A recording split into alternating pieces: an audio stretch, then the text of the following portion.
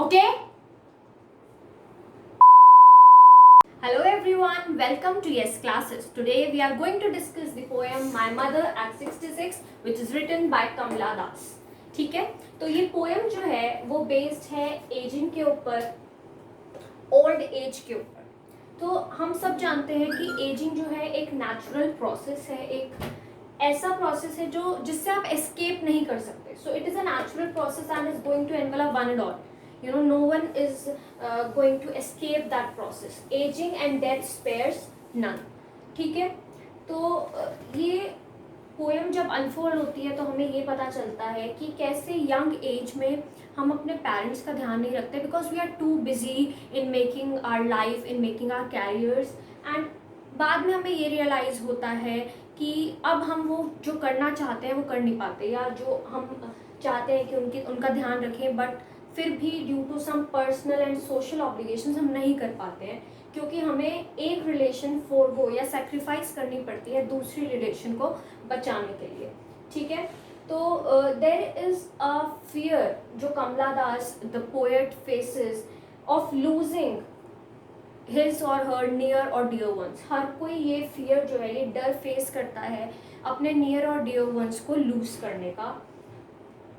और ये जो प्रोसेस है डेथ का या फिर एजिंग का, इट इज़ इनएस्केपेबल। आप चाह के भी उससे दूर नहीं भाग सकते, and this is the reason why we all want to grow but we are afraid of old age due to the isolation we face at that age, due to the problems we face at that as.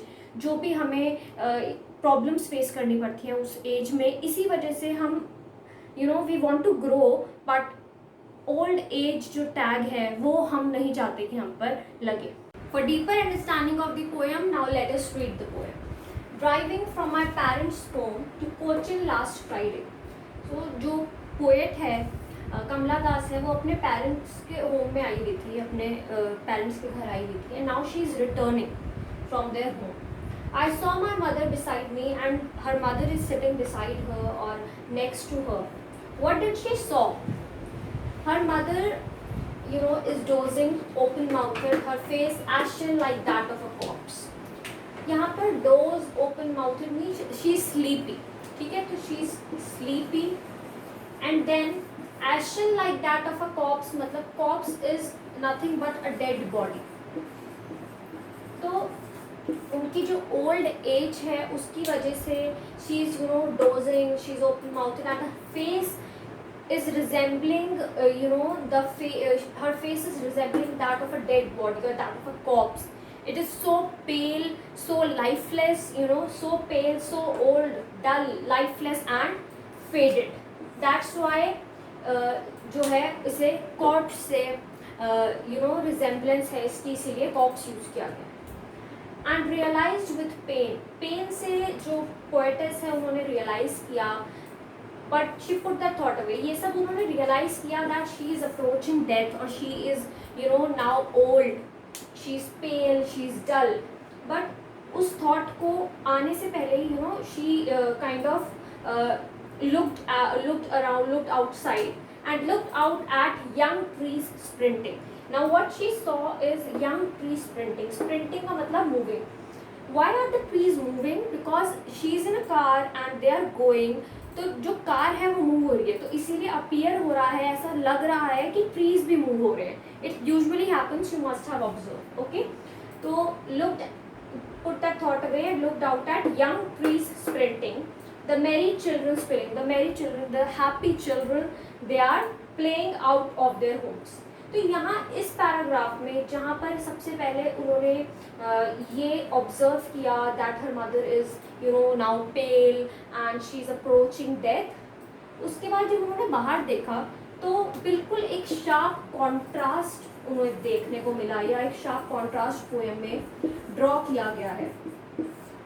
क्योंकि यहाँ पर old age की बात हो रही थी, now we are talking about the young age, the vitality, growth that takes place. Okay, तो इसीलिए she looked at young trees sprinting, मतलब young trees जो है move हो रहे हैं due to the movement of the car. The merry children spilling, the young children who are full of energy, vitality and vigor, they are out of their homes. So they are full of vigor and vitality. Okay, so this was it, and now we'll discuss another paragraph. But after the airport security check, अब वो airport पहुंच चुके हैं, ठीक है. तो airport का जो सिक्योरिटी चेक है उसके बाद now she is about to board the plane. Standing a few yards away, she is standing a few yards away from her mother. She again looks at her, and what do she realize now? Again looks at her. She realized that she is wan. WAN, wan means weak. Which weak मतलब क्या हुआ कि enthusiasm और energy की कमी है जिसमें. Pale, again pale means colorless. ठीक है, as a winter's moon. तो she looked at her and she realized that she is weak and she is pale, या फिर उनका जो face है it has lost its luster and it is colorless now. As a winter's moon, winter में क्या होता है कि moon mist और जो fog है उससे cover हो जाता है, so it loses its brightness. इसी तरीके से जो उसकी मदर है उनका जो फेस है उसमें कोई ब्राइटनेस नहीं है. It is very weak and pale, colourless. Okay, and felt that old familiar एक. और उसने फील किया वही एक पुराना फैमिलियर जिससे वो वाकिफ़ है, एक फियर. ठीक है, old familiar fear, my childhood fear.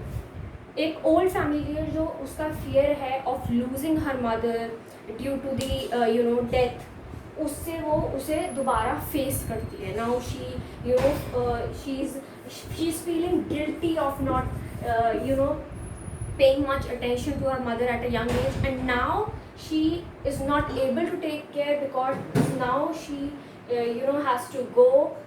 But all I said was see you soon, Amma. तो लेकिन वो कहती क्या है, although she is facing all this guilt and fear, but she says, but all I said was see you soon. It indicates a hope to see her mother again. Amma means mother.